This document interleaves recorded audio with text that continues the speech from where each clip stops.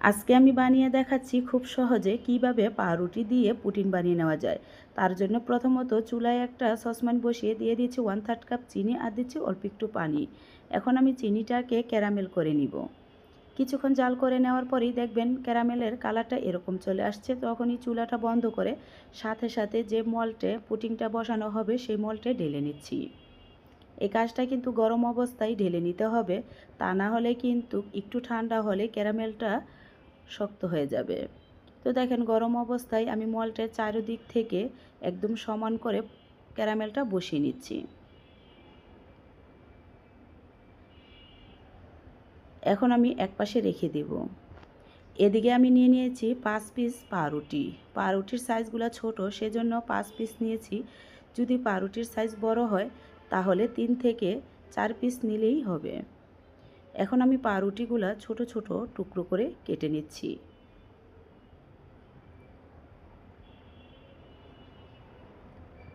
তো সব কয়টা পাউরুটি কিন্তু ছোট ছোট টুকরো করে কেটে নিয়েছি।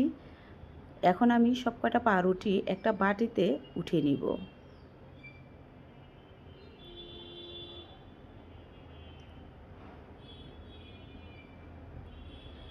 এখন আমি এই পাউরুটির বাটির ভিতরে দিয়ে দিব 2 কাপ পরিমাণের দুধ। আমি দুধগুলোকে আগে থেকে জাল করে ঠান্ডা করে রেখেছি। আর পাউরুটি দিয়ে পুডিং বানালে এদিক থেকে একটু সহজ হয়, কারণ দুধটাকে জাল করে ঘন করতে হবে না, শুধু একটু জাল করে নিলেই হবে। তো 2 কাপ দুধ আমি এখানে দিয়ে দিয়েছি। দিয়ে আমি এখন চামিচ দিয়ে নেড়ে নিচ্ছি, তাতে করে পাউরুটিগুলা দুধে ভিজে একদম নরম হয়ে যাবে। সাথে দিয়ে দিচ্ছি আরও 1/3 কাপ চিনি। চিনিটা অবশ্য আপনাদের স্বাদ অনুযায়ী দিয়ে নেবেন, কিন্তু আমি যেই পরিমাণের পাউরুটি আর দুধ নিয়েছি তার জন্য 1/3 কাপ চিনি একদম পারফেক্ট মিষ্টি হয়েছে। আরও দিয়ে দিচ্ছি সাথে 3টা ডিম। আপনারা চাইলে 4টা ডিমও দিতে পারেন। আমার ডিমের পরিমাণটা একটু বড় ছিল, সেজন্য আমি 3টা দিয়েছি। এখন আমি সব কয়টা উপকরণই একটা ব্লেন্ডারে ঝাড়ে নিয়ে নিচ্ছি। ব্লেন্ডারে একদম মিহি পেস্ট করে নিতে হবে।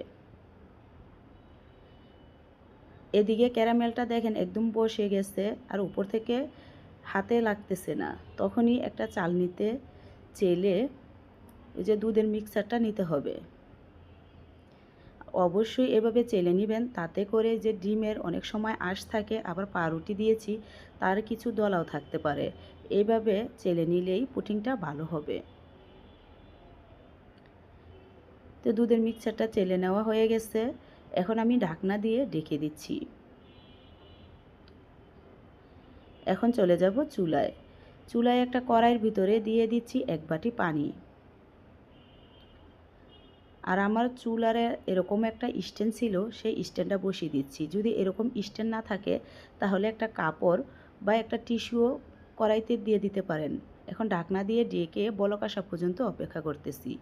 দেখেন পানিটা বলক চলে আসছে। এখন আমি দুধের সে বাটিটা দিয়ে দিচ্ছি। এখন ছোট ঢাকনাটা দিয়ে ঢেকে দিচ্ছি বাটিটা। ঢাকা হলে এখন আমি কড়াই ঢাকনাটা দিয়ে আবারও ঢেকে দিচ্ছি। 30 থেকে 40 মিনিট এভাবে জাল করে নিব।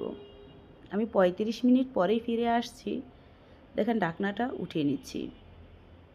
আর খুব সাবধানে উঠাবেন, কারণ এই অবস্থায় কিন্তু সব কয়টাই গরম থাকে, হাতে যেন ছেঁকা না লাগে। তো আমি একটা টুথপিক দিয়ে এভাবে দেখে নিচ্ছি। দেখেন ভিতর থেকে একদম ক্লিন আসছে, তার মানে আমার পুডিংটা হয়ে গেছে। এখন আমি এই পুডিংটা নামিয়ে ফ্রিজে 1 থেকে 2 ঘন্টা রেখে দিব। আমি 2 ঘন্টা পর ফ্রিজ থেকে নামিয়ে নিয়ে আসছি। দেখেন কিভাবে সুন্দরভাবে বসে গেছে। অবশ্যই কিন্তু ফ্রিজে রেখে তারপরে মল থেকে বাহির করবেন পুডিংটা। না হয় কিন্তু গরম অবস্থায় যদি এভাবে বাহির করতে যান তাহলে ভেঙে যাওয়ার সম্ভাবনাটা থাকে বেশি। তো আমি সাইড থেকে একটা ছুরি দিয়ে আগলা করে নিচ্ছি। এখন আমি একটা প্লেটে নিয়ে নিচ্ছি। আমি কিভাবে প্লেটে ঢেলে নিচ্ছি আপনারা হয়তো দেখেই বুঝতেছেন।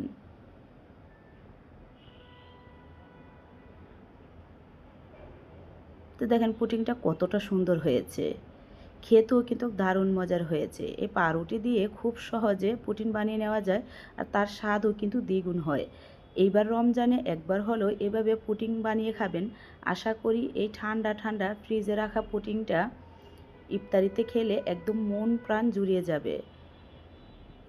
যদি আমার এই রেসিপিটা আপনাদের ভালো লেগে থাকে তাহলে প্লিজ একটা লাইক আর কমেন্ট করে সাবস্ক্রাইব করে পাশে থাকবেন, যাতে করে এরকম মজার মজার ভিডিও দেওয়ার সাথে সাথে আপনারা দেখতে পান।